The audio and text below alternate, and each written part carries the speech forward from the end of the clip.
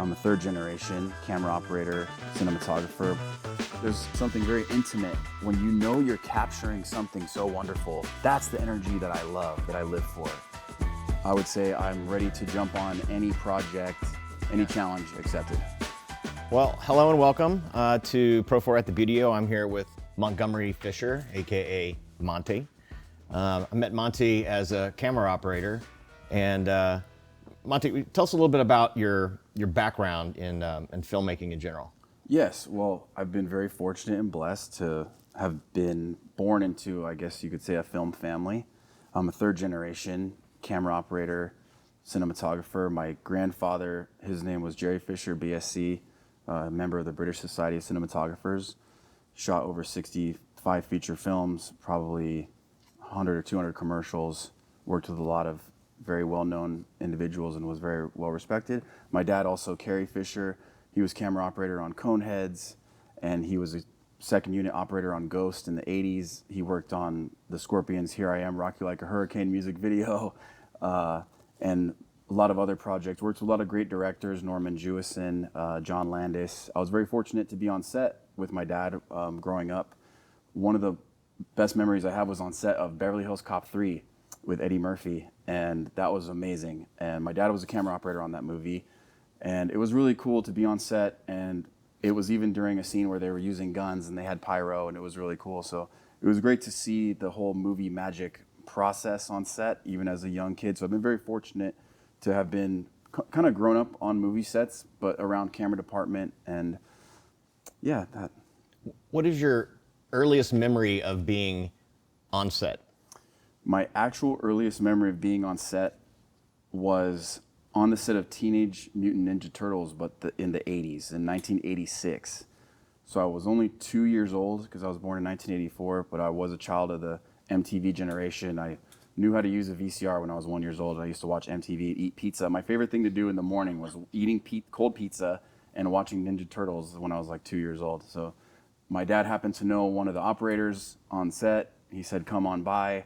And I was lucky enough to be on set looking at Ninja Turtles at 2 years old. And that, I think that was like the biggest sort of thing for me. I was like, and also I was born in New York, so it almost felt real to me. It was visceral. It was very like, I'm in New York City, I'm a kid, I'm a child, and the Turtles are from New York, and now I'm seeing them in real life. So it was really this crazy magical thing happening in my mind where I was like living it, but also feeling it at the same time.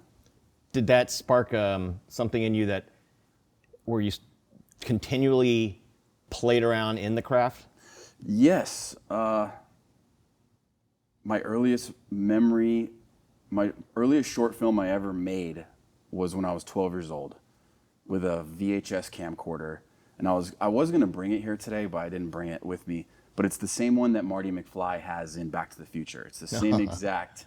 Yeah. And I think I was very lucky in that way too, growing up, having access. That was the camera that my dad had. I didn't know until later on when I watched it again. It was that red burgundy JVC camera, and I looked, I was like, oh, it's the same one Marty has. And I was like, yeah, it just made me feel all giddy and excited. Yeah, I was pretty jealous of Marty's camera. I was like, I want one of those. They're still around. You can get them for like $300 on Now eBay. you can, right? Yeah. Well, $300 back then was a lot of money. Yeah. I'm not sure what it cost at that point in time. So you're editing VHS tapes, making a short. I was doing in-camera cuts. So back then, you would just roll cut to make the pieces because there was no software, and I just intuitively did that as a kid. Of course, it was so bad, it's so cheesy, you know, because you're cutting and rolling, and you have to yell action as you hit record, and it was just this really, you know, prehistoric way of doing it, but it was great fun. It's funny.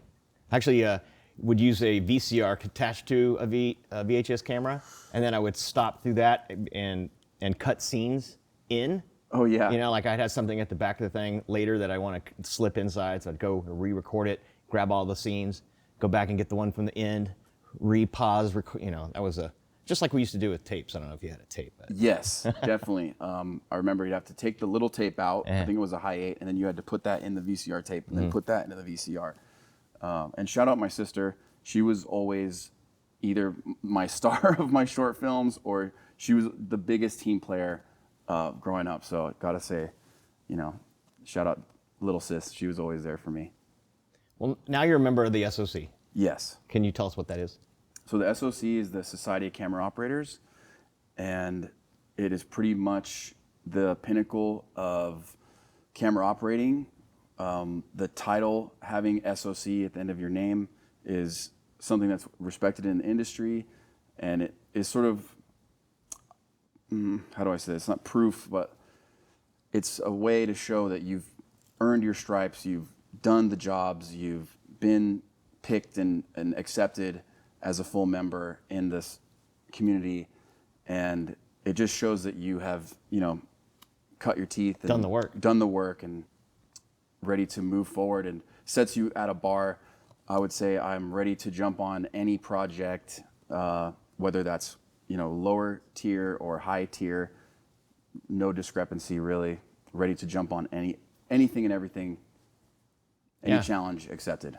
I can see how that would legitimize you, and there's some training and some benchmarks involved in getting to the point to being in that society. Yes.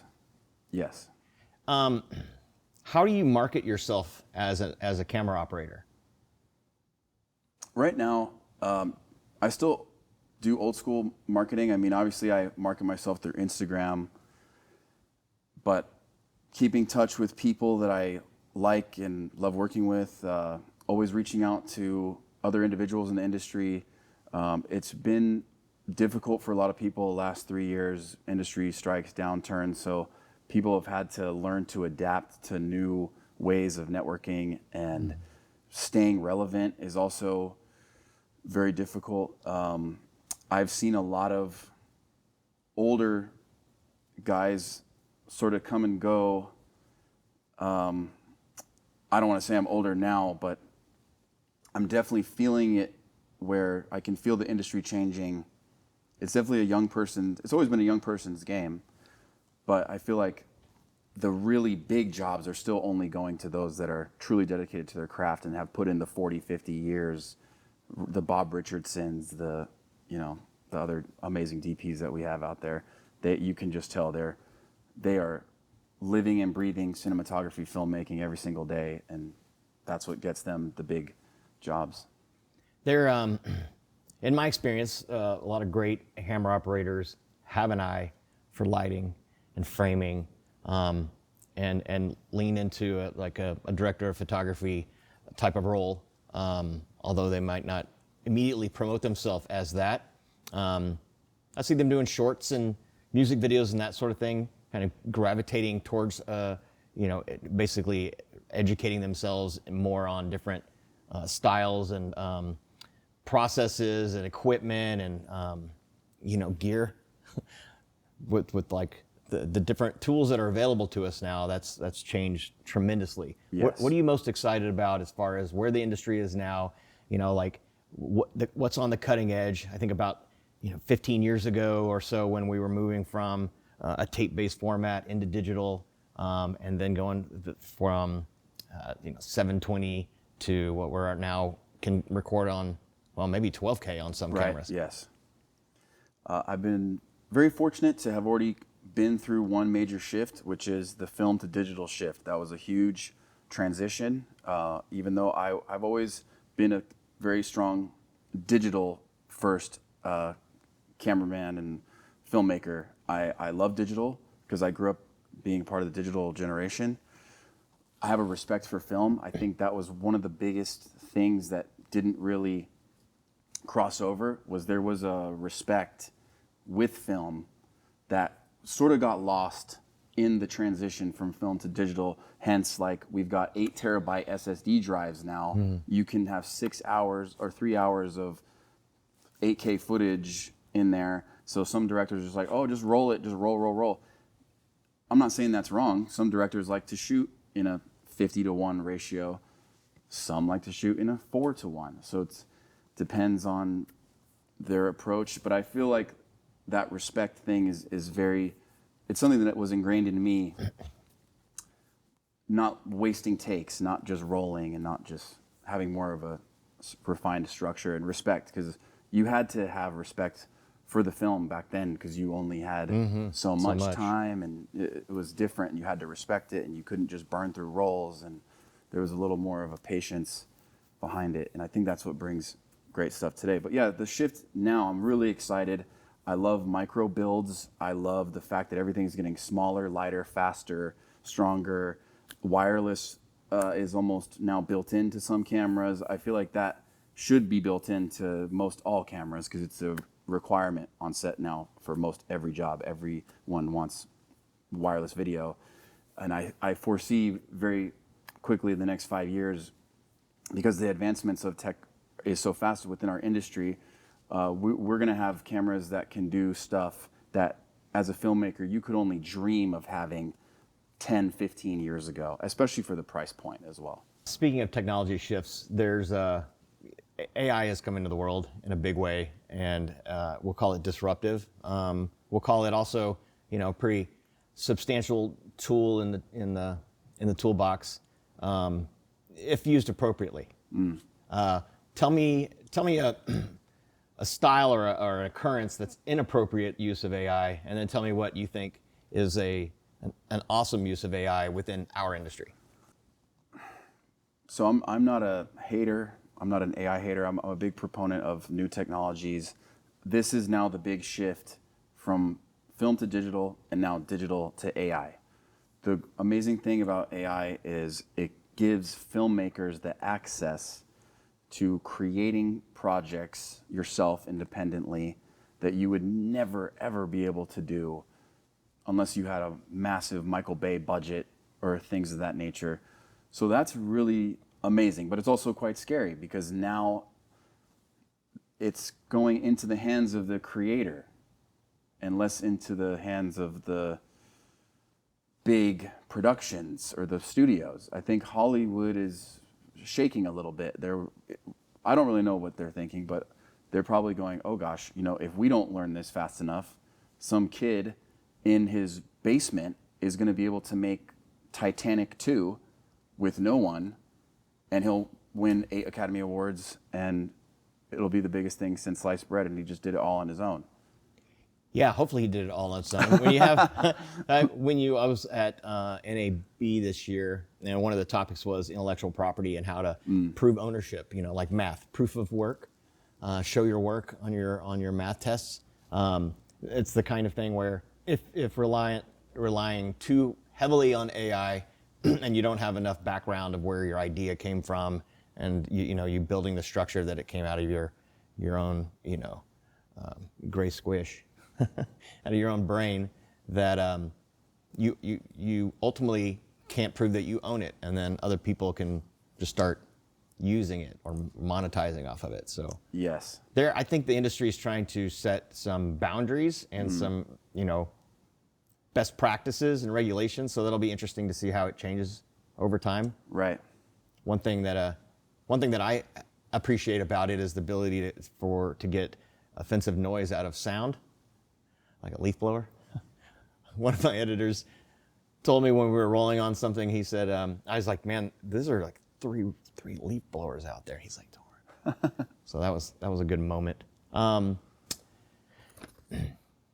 me what you're excited about right now.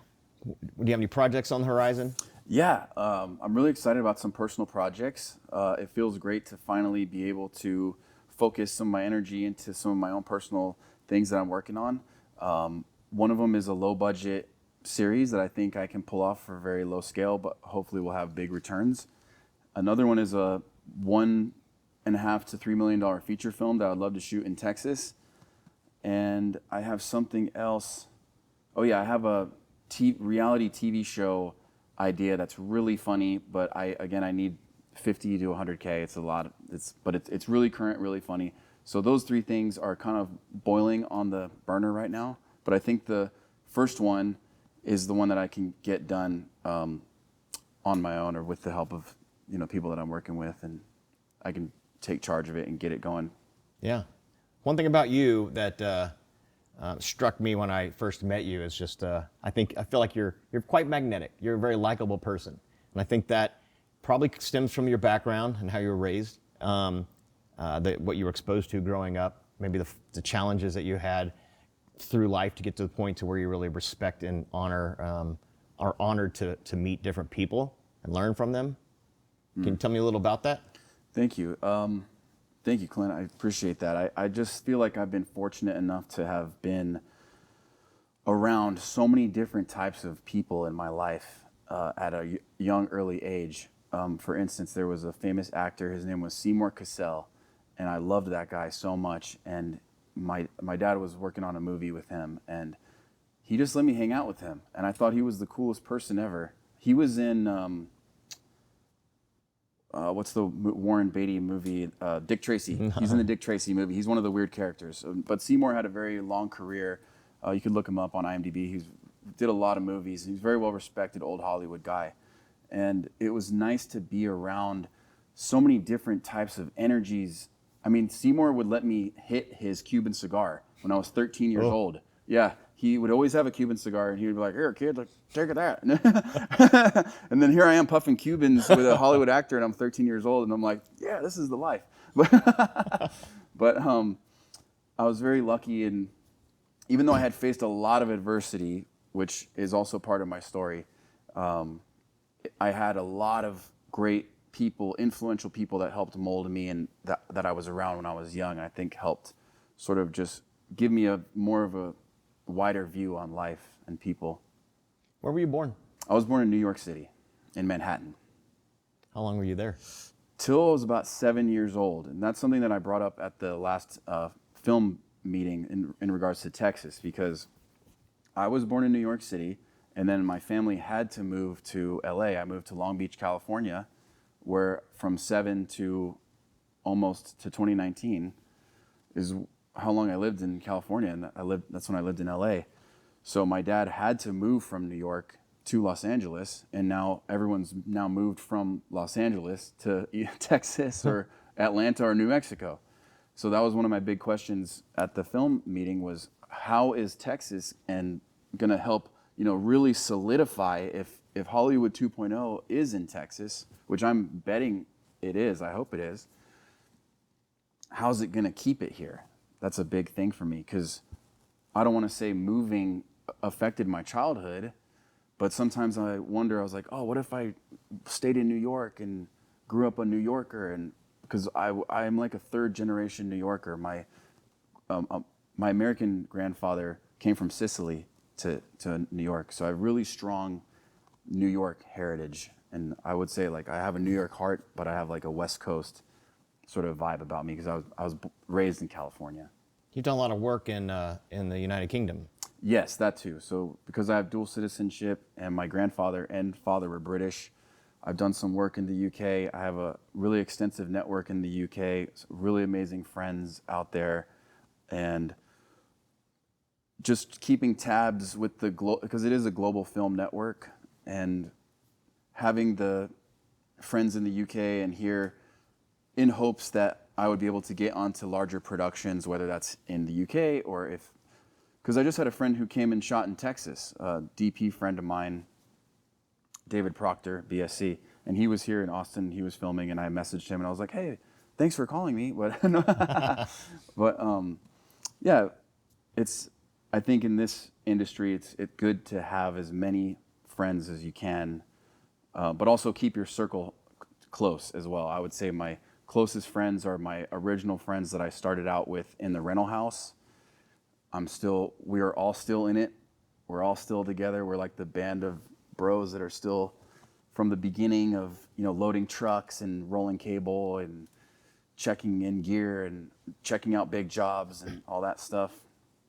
But I've also been very fortunate as well, having influences in my life.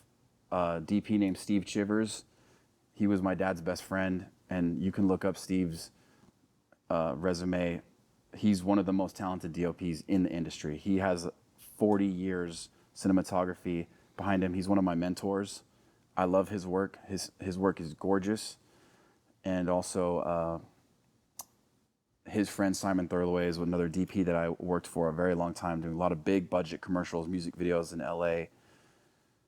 And I would say Steve and Simon have always been there for me, as well as their business partner, Logan Schneider. He was always there for me in the early days as well. Logan's also now a big DP. So I was fortunate enough to be sort of molded by some heavyweight guys in the early days, and now bringing that experience into my own work moving forward. Working in a rental house, from talking with you previously, it sounds like that you purposely kind of entered into a baseline level with the aspirations of going quite a bit further. But you know, why would you not just go for gold right out of the gate? Like, what is the process here? I think I needed to pay my rent. But so I started as a PA, and my first job was a motorhome driver, and I worked on Pimp My Ride in 2004. And I was 20. Yeah, I was 20 years old. And from there, I got into cameras because I always loved cameras. The motorhome gig was great, and I started at the rental house, and the Red One was still renting out. So that's when I started, and the Alexa Classic had just came out, and the owner of the rental house made me the Alexa prep tech. He's like, you need to know this camera inside and out. He's like, you gotta know every single thing. And that's when that big shift was happening. And was a second AC, first AC for 7 years, became local 600, moved to tech, was a camera operator, did multiple different styles of jobs, from reality, traveling, going to Morocco, a lot of scripted, big commercials, big music videos, big budget music videos, because those were like the last days of those big videos. Very fortunate to work with a lot of really cool DPs. And I think my grandfather did it that way. My grandfather started as what was called a T-boy. And back in those days, if the crew, wherever you were, if you were on some big production in like Botswana or wherever you were, the T-boy had to literally bring a steel bucket. You had to make a campfire, and you had to cook the tea bucket and make the hot tea there for the crew. And that was his job. And he worked at Kodak, and my granddad did it that way. He was the first AC for Jack Hildyard and a lot of other very old school people.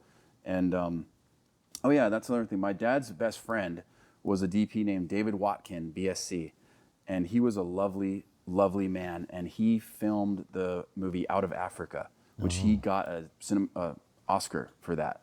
And I was very fortunate to be in David's house because David was best friends with my dad. David Watkin loved my dad. And if anything, he was my dad's mentor. And I got to hold his Oscar. I was in his house, and he's like, here, you ever hold one of these before? And Oh, they're heavy. they are heavy. Yeah. So I can say I've held an Oscar, not my own, but I've held David Watkins. I hope to one day hold my own Oscar. It's definitely been a dream of mine to be an Academy Award-winning filmmaker. My favorite Oscar moment is when Roberto Benigni won his Academy Award for Life is Beautiful.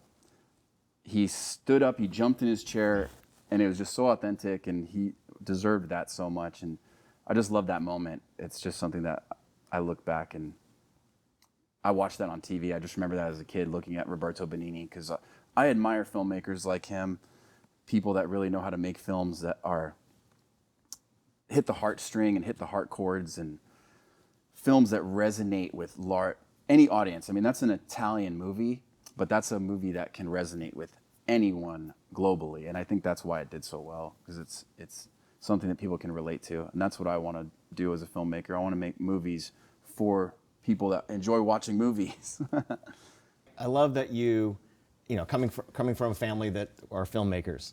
I love that you didn't just. I love that you appreciate all these relationships that you had the opportunity to make uniquely your own, and what you took away from those people and their influence. And obviously that's say molded you, but guided who you are and who you will become.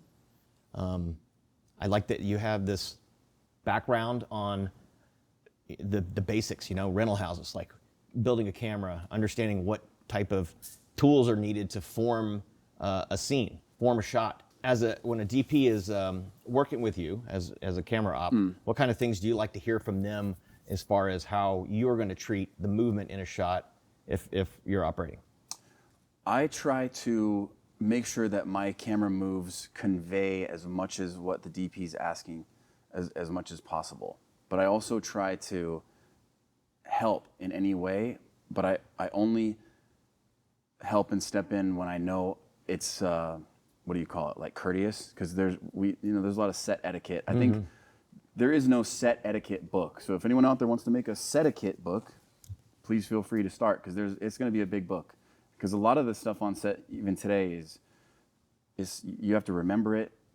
These are things that are not written down. And I think a lot of the relationship between a DP operator, a director, DP operator, learning to listen and maybe listening for things that, because things are sometimes moving fast, and the DP might not actually have time to explain it all to you in the way that they need to, but it's okay, because you're intuitively hearing what they're really saying, and you just go, I got it. I know what you need. We'll make sure that we get exact. If not, we'll make it better. Because it's a lot of the times, I'm camera operator is there to be the support for the DP. Because a lot of the times, big setups, lots of stress. The DP's thinking about 100 different things at once. Doesn't want to be worried about what's going on at B cam or this and that. And I think that's one of my biggest things is just learning that intuition, already knowing what they want before they even have to ask for it. And I think that's something you learn through experience on set. And then of course, if you have to ask, you're like, okay, do you want this, or what do you think? Was this good enough, or how do you feel about that? Let's go back to what brought you to Texas. Well, what brought me to Texas was I used to drive an art car. My friends that know me I used to have an art car, which is a painted car. Okay. And I used to go to the Houston Art Car Parade, which I highly recommend for anyone who wants to see some really Texas crazy stuff. The art car community is fascinating to me. I did work on a couple of documentaries with them as well. Art car people in general just fascinate me. So Houston, Texas is the art car capital of the world. Oh, who would know? And there's some wacky cars and some really creative, amazing people. For instance, my friend Herod Blank is one of the most well-respected documentary filmmakers in the industry. His dad was Wes Blank, who did amazing documentaries, incredible documentaries. Do you know that movie Fitzcarraldo? I don't. That is a horrible film, but it's oh yes, the documentary is called Burden of Dreams. It's about the making of that movie. And if you want to see absolute insanity, it's Werner Herzog, the most insane production ever in humanity. I mean, people were almost dying. It was insane. They were down in the jungle. It was all real. It was insane. Anyway, back to Texas I came to Texas like 2014 and 15, had such a great time. I loved the vibe. I was really enthralled by it, and I loved it, and I was like, wow, this is so cool. And friends of mine that know me in California, I was hinting to them like, hey, I think I want to move to Texas, and they know me really well, and they're like, you got to go to Austin. They're like, you're weird. you go to Austin. You'll fit right in. And yeah, I was like, okay, I'm going to go. But it was right before COVID, so I was gearing up. I was actually gearing up to either stay in LA or move, because things were actually going okay in LA. But then COVID happened, and I was like, I don't want to be in LA anymore. I was over it. I had a horrible lockdown experience, really bad time. And I was like, you know what? I'm going to go to Texas. I'm out of here. So I called my friend in Dallas. I stayed there, and then I eventually made the move to Austin. But I moved during COVID, which is also really difficult. Yeah. And but I made it happen, and I got out here. Did that experience change anything about your direction, or just fuel it? Yeah, it definitely fully changed my direction. I mean, I left LA with a huge list of very well-respected contacts, client list. I mean, 10 years of grinding to build up those connections and my name, good reputation with those people, and just left, packed up and left. So that is a lot. That is a huge risk. But I was hopeful, and I just had the feeling in my instincts that Texas was going to be next. Just with using my own intuition and just with the knowledge that I have of the industry. And I guess I was right so far. The Texas Film Bill just passed, but it took 5 years. So it has been a very tough 5 years. It has not been easy by any means. It's been very hard, making new friends, getting out of my comfort zone, making new connections, having to reestablish a network. But I've been lucky too. I've been fortunate. I pretty much feel like I know most all the crew in Austin, a lot of the local great DPs. My friend Andrew LeBoy, SOC, another fellow SOC operator, great guy. He's always throwing my name in the hat. He's got me a couple jobs. Really awesome person. Very talented operator as well. It's been difficult, but I feel like there's light at the end of the tunnel. Now all the graft and not knowing what's going to happen as well. Taking that leap of faith, leaving LA, leaving all my years of connections and coming to a new market and risking it all essentially for the better. You are here with some family as well. Yes, so. yes. I did bring my mother and sister out from LA with me. I just felt like they should come with me, and I feel like my mom loves Texas, so yeah. Yeah, I enjoyed meeting them. Thank you. Yeah. So, looking back on your journey so far, what important lessons have you learned that will help you as you continue in the future? That'll help me? Yeah. Oh, wow. Gosh.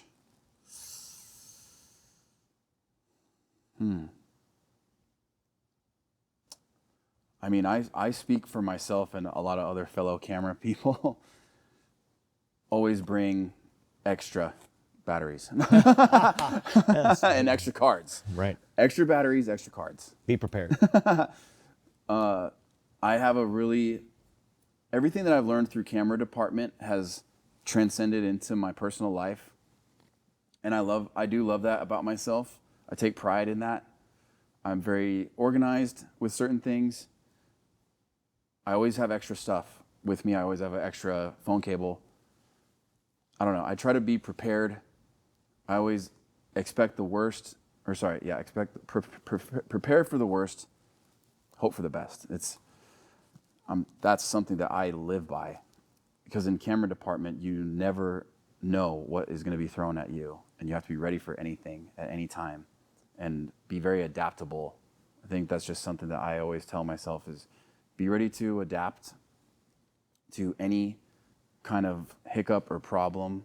And also shout out to a really wonderful first AC, Richard Avalon. He's now since retired, and he is a commercial airline pilot now.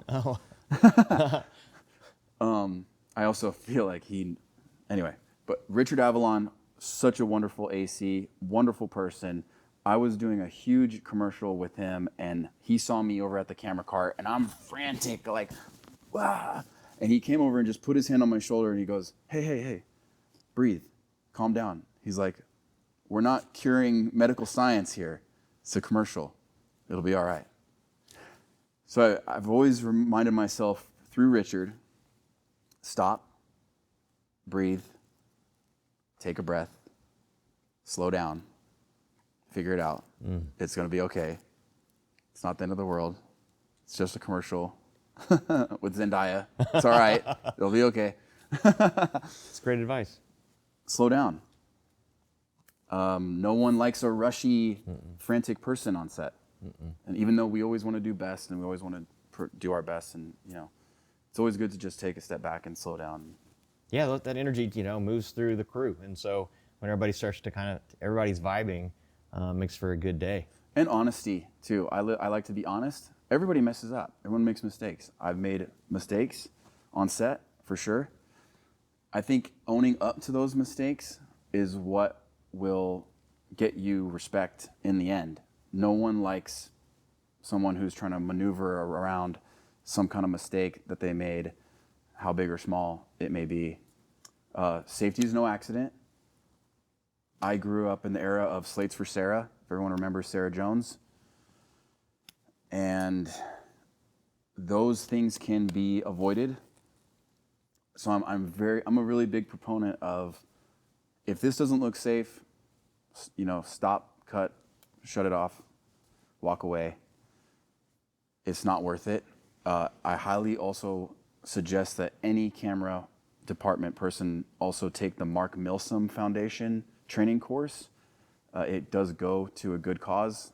Mark Milsom was a fellow operator who was tragically killed on set, I think 4 or 5 years ago, from a car flipping over during a stunt.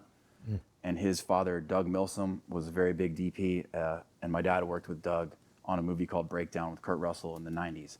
But for me, safety is no accident, and that's a really big thing for me, and I just try to live by those rules. I don't know where kind of went off with that. But No, I mean, that actually kind of goes into my second question, which you've addressed a little bit in that.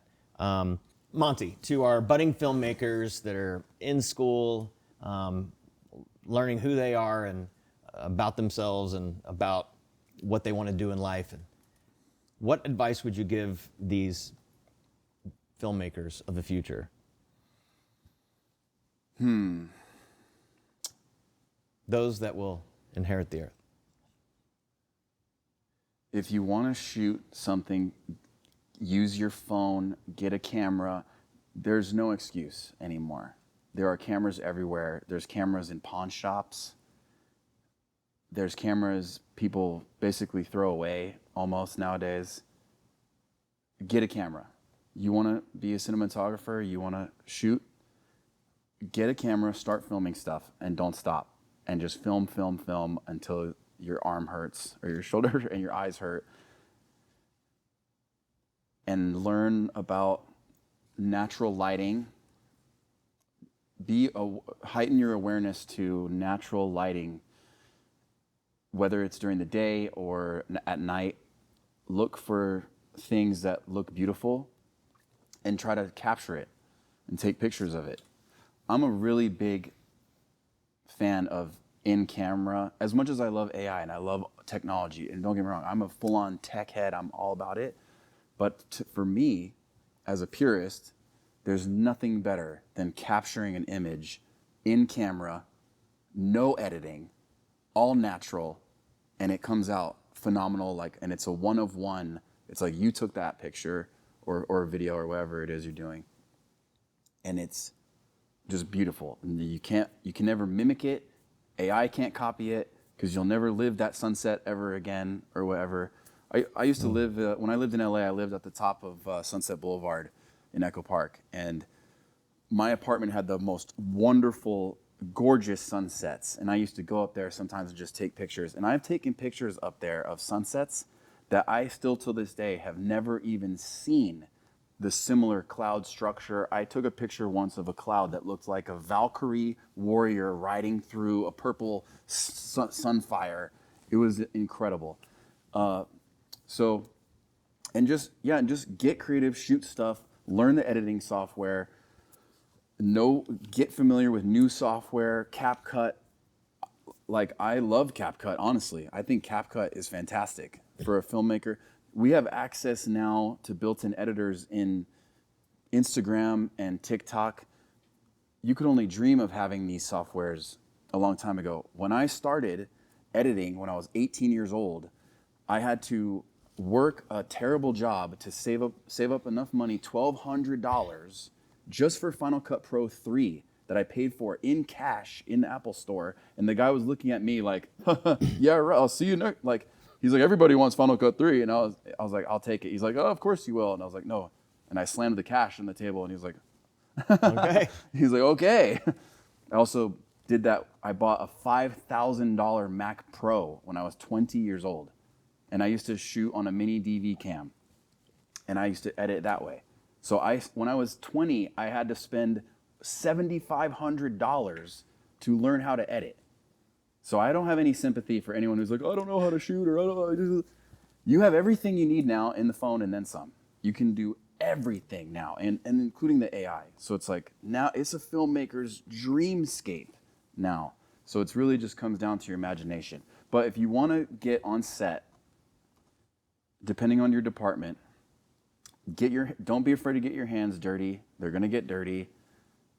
And sometimes this position is not for the faint of heart. It can be very difficult. And, you know, I have a friend of mine who's a lovely DP, Jason Cohen, lovely guy. That's the hardest working guy I've ever seen on set. He was a PA, and I have never seen someone work so hard. He's the first guy there and the last guy to leave every single time. And now he's a DP. So I know that he's bringing that same work ethic into his position, and that is going to be very tough to match.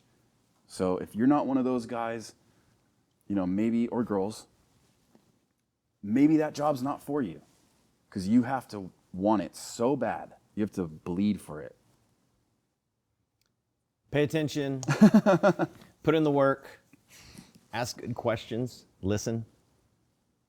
What are you most excited about in the future of your career? Is there a next phase to your trajectory? I'm excited about potentially making my transition to directing. That's something I've always wanted to do, but I've decided to take the long road sort of on purpose so I could grasp and understand as many of the departments on set as I can. And I'm excited about collaborating with new people, especially the new crews and people that are here in Texas. I'm excited about establishing new relationships. And honestly, my joy comes from not only making clients or directors or people happy or even actors happy on set, but I truly do get my joy from a director or a DP or someone coming to me at the end of the day and just being like, wow, you nailed it today. Or like that one shot that you did during that scene or that one that you came up with, that insert or something. They're like, that made our day. That's what makes my day. And it's not like an ego thing. It's more about, I'm here to serve and I love to be of service and bring everything I have to the table so that I can make other people happy. That's really what makes me happy. And I think because my granddad was really good at that, and so was my father.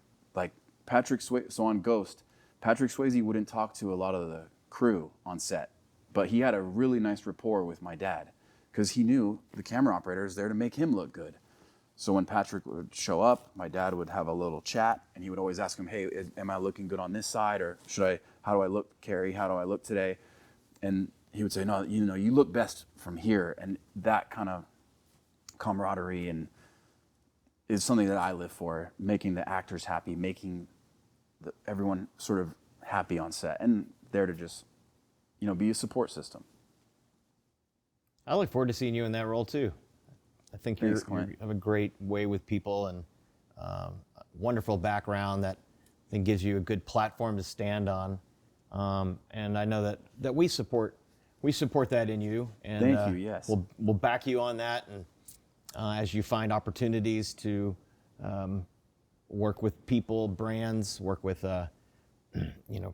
different people's creatives that are looking to convey that in camera and then into an audience.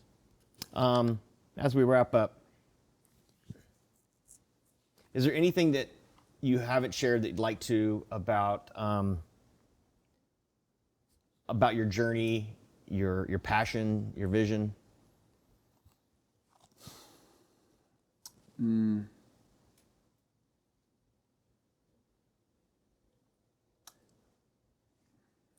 I've definitely struggled with a lot of adversity that I didn't want to touch on too much because I don't want that to be my story.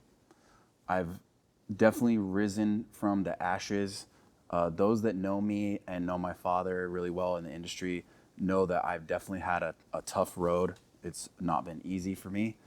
And I think I'm most proud of my resilience, but my resilience only comes from my love for the craft. And, when people say hashtag set life, it's kind of true. It affects relationships, it affects people's marriages, this industry can be tough on, people's relationships at home.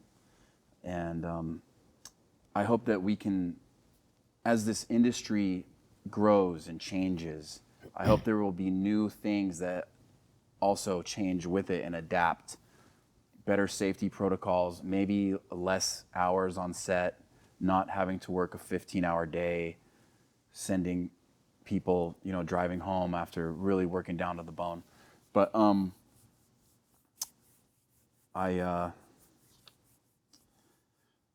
excited about the collaborative process with working with other directors and DPs, and I get so fired up when I'm on set. The hashtag set life is so real for me. I love it. It's almost like I used to get, when I first started on a really big job, I would be so intimidated. Seeing all the big 18Ks and the techno crane, all this stuff, I'd be so scared when I first, like, oh gosh. But then the more you do it with experience, now the bigger the set, the more happy I get. The more stuff, the more toys, now the more excited I am. And I love that. I want to see everything. I want all of it. And that's what makes me happy. And, but not even in it doesn't have to be all big all the time, There's also something very intimate about when you're capturing something so wonderful, like an amazing performance that might be an Oscar-winning performance, and you're part of that. You're sitting there in that room. It's very micro, and it's a little microcosm of energy, but it's all lit well and whatever. And it's everyone's in harmonious synergy. That's the energy that I love, that I live for, where everyone's together, and then you're making something magical, and that's what makes movie magic. I love that. We are very excited to have you today. Very excited to be part of your journey. Looking forward to what we create together and seeing what you do next. Thank you for being with us. Thanks, Clint. Thank you. Thank you all for joining us. This is ProFor at the Budio, signing off.